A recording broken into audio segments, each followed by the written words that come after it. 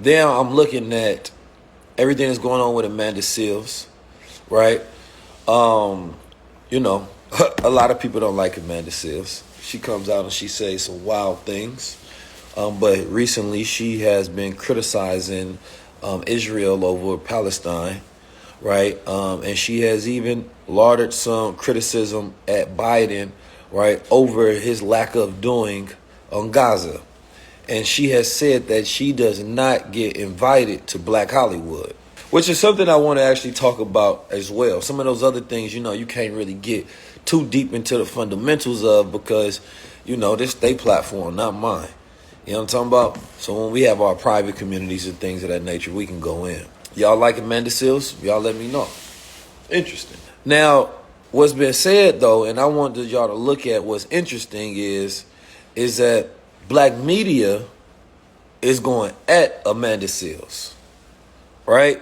So they saying that she got bad energy and, it's more important of it's time to admit that being liked is more important than being good at your job, right?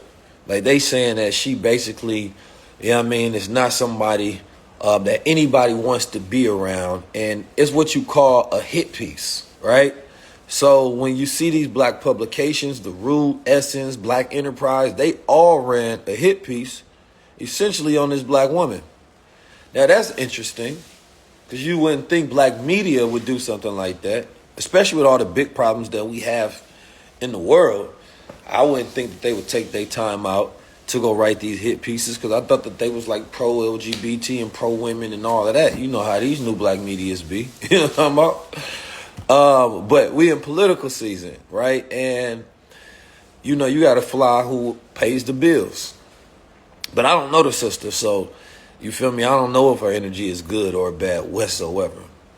But I just thought that this point that you have to understand on what is black media, and then Tamika Mallory came to her defense and said, wait a minute, you do not have to be liked to be invited in the room. You just have to be accepted by mainstream media. As long as being around you doesn't cause folks to lose a check, they will be your biggest supporter and friend. Brands that harm our community and their employees, elected officials who support genocides of all types, celebrities who never take a stand on important issues, they are great partners. But outspoken activists who are hard on issues are difficult and too risky to associate with. I'm not stating what I think. I'm telling y'all what I know from experience. Now, I don't know if y'all love Tamika Mallory or not, but everything she just said was 1,000% true. 1,000% true. Now, I think what's happening, a lot of people getting what we call a wake-up call, right? You can't be on the side of light and dark at the same time. But what happens in this game, right? Because what she said is you ain't got to be liked to be invited in the room. But when you start upsetting the money, and it's like when you look at the NAACP, right? Is that truly a black organization that is for the advancement of us? Let's have this conversation. What is the NAACP today? We start talking about, black media and black Hollywood.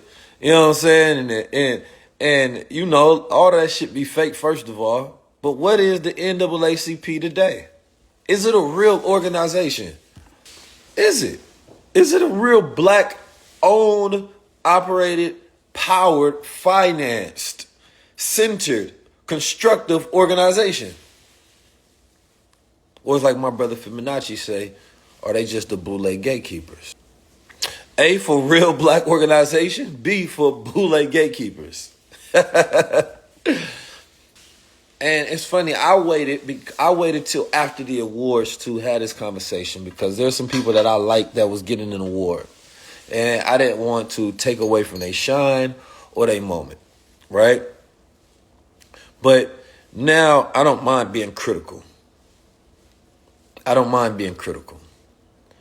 If we look at the history of the NAACP was started by Jewish finance, right? And black people. I'm going to let that point breathe a little bit. Because you have to remember when we talk about the NAACP, they are directly married to the ADL. They always point out black and Jewish people are side by side doing the civil rights and things of that nature.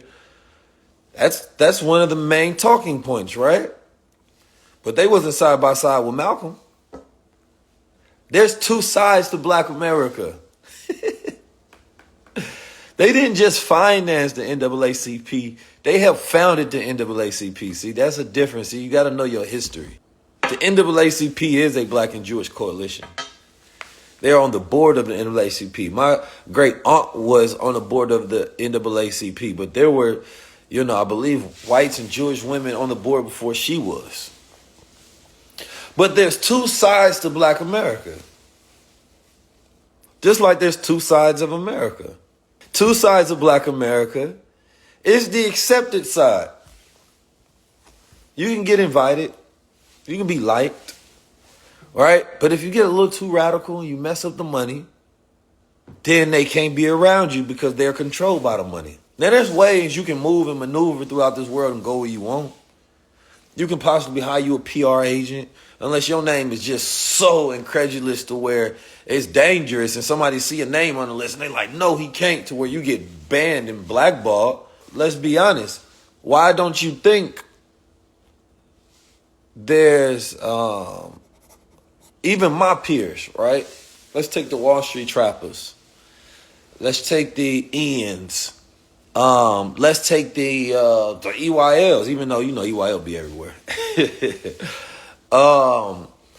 Tay Sweat. It's a lot of different people I can go name. I'm not gonna name everybody. But y'all know people that have been really moving out here. They really been out here putting in some work. You know what I'm saying? They've been teaching people stocks and business and entrepreneurship. Brothers like New Era Detroit that's moved through the streets. That's basically the modern day Black Panthers of their time. If the NAACP was a righteous black organization for the true advancement of black people in America, which I hate the Negro Advancement Association of Colored People, it just sounds so goddamn old and outdated in the first place, then they would seek, find, and assist, right? New leadership wherever it exists, and their goal would not to be biased against that leadership, but to simply assist in helping them flourish. So now, these organizations, the way that they're operating, the way that they run, is that there are award shows and they get advertisement dollars because it's easy for the advertisers, right, to make their money back by having advertisements in person. You got the celebrities taking pictures. It's a whole funnel. Nothing, and listen, my thing is just for you to see them for what they are. Right? It's just to see things for what they are. Black media, Black Hollywood is an advertisement funnel. That's simple. Once you see things for as they are, I was talking with this white guy I met yesterday. He was a business owner, and I had a conversation with him. And, he saw my point after a while, of course, where I was trying to explain to him, the ability of having empathy and to see through other people's eyes, and how knowledge of the system does not create a limited mind, it creates an unlimited mind. Just because there's people that are conscious of the system and they speak about their consciousness of the system doesn't mean that they behave in a manner to where they think that they're limited. It's just that they are aware in the way that the system operates. So now they know how to move in this system. So they're not hopefully ignorant, thinking they have the same exact opportunities as someone else when there's more obstacles in the way of their opportunity. So they're going to have to expend more energy to get as far as someone else who doesn't have those roadblocks in their way. But when you operating in this world, and if you speak truth, You know, people will be afraid to stand next to you. And this is why it's important to where we get to a place now where we create our own, because we're living in a day and age where we don't have to go to boule gatekeepers. We create our own gates to keep our own culture. Now, there's an operation to everything. I understand it. Gatekeeping is not necessarily a negative thing because you can't just let anybody in. There's a operation that you got to have within any type of system to maintain the rules, the rituals, the values, the culture, and to not mess up the money. I get that. But to not be ruled by money, and when your values are ruled by money, you don't truly have values at all. Because now you're letting people outside of that culture dictate, right, who can rise and who cannot rise. I watched an interesting video. This guy named Greg Stokes, he's on Instagram, and he was explaining and giving a breakdown of how AIPAC works, which is, of course, the American Israeli Political Action Committee, right? So they give funds to different candidates that they believe that they can help win, right? And he was just showing all the funds and saying how they don't have to register as how they supposed to because they have so much political influence on American politics, which was very interesting, to say the least. And it's funny because a lot of those people, they will openly get on here and be like, yo, I love Joe Biden. He's the lesser evil. Vote for him. You should have voted for Hillary Clinton. You should have did all this. And they'll get on there cap and campaign for these folks. But when it comes to the Nation of Islam and when it comes to Honorable Minister Louis Farrakhan, they won't say a damn thing.